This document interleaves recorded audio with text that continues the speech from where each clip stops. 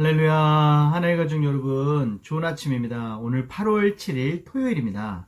오늘 또 하나님의 말씀과 은혜 가운데 행복한 하루, 그리고 믿음 안에서 승리하시는 하루가 되길 소망합니다. 오늘 함께 나눌 말씀은 시편 119편 106절입니다. 주의 말씀은 내 발의 등이요 내 길의 빛이니이다. 지금 우리는 종말의 시대를 살아가고 있습니다.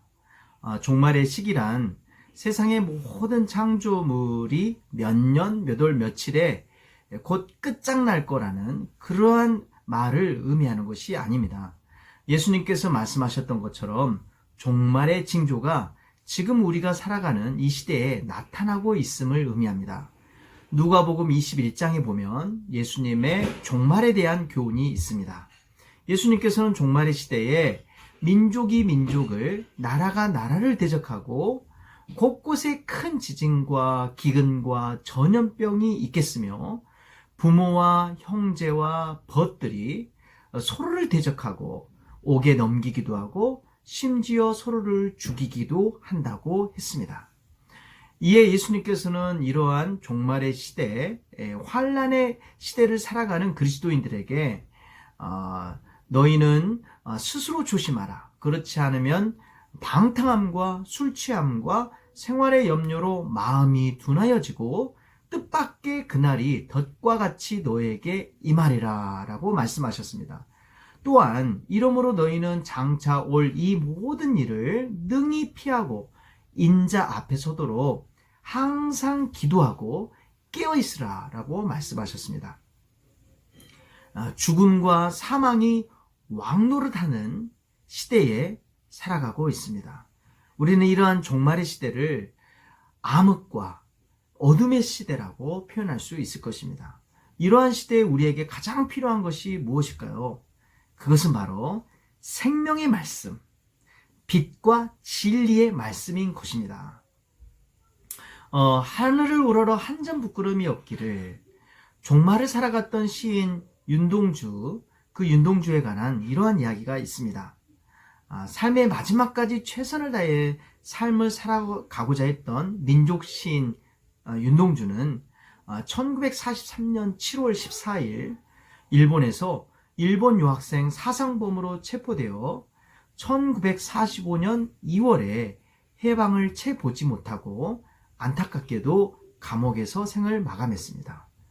그의 인생에 관심이 많았던 사람들이 윤동주의 생애를 추적하면서 그가 어떻게 감옥생활, 이 2년의 감옥생활을 했을지 궁금해서 알아보았습니다.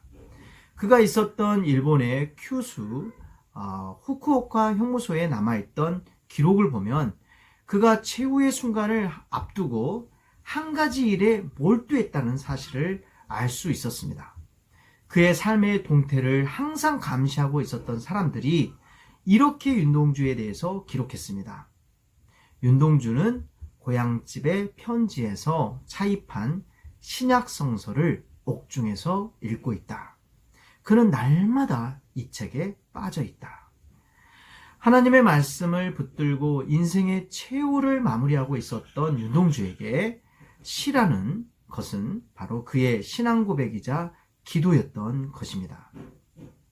하나님의 가족 여러분, 오늘 함께 나눌 말씀, 주의 말씀은 내 발의 등이요 내 길의 빛이니이다. 이 말씀은 코로나 팬데믹과 여러 가지 힘겨운 상황으로 매우 답답하고 어두운 시기를 살아가고 있는 우리에게 큰 힘과 능력이 되는 말씀인 줄 믿습니다. 이렇게 힘들고 어려운 시기일수록 하나의 성도들은 우리 자신만의 지혜와 우리 자신만의 경험을 의지하여 세상의 넓은 길만 택하지 않기를 소망합니다. 반면에 빛과 진리가 되시는 예수 그리스도와 동행하시며 하나님 말씀에 의지하여 우리가 가는 길을 주께서 인도하시기를 간구하며 항상 기도하며 깨어있는 믿음의 삶을 살아가시길 간절히 소망하고 기도합니다. 아멘. 중보기도팀 장현진 권사입니다. 묵상토 1분 기도. 오늘은 한우들을 위해 기도합니다. 하나님, 오늘도 고통에 신음하며 기도하는 하늘을 위해 중보합니다. 우리를 창조하시고 모든 병의 치유자이신 하나님이 고통과 좌절, 고독에 아파하는 한우들에게 위로와 치유의 손으로 역사하시옵소서.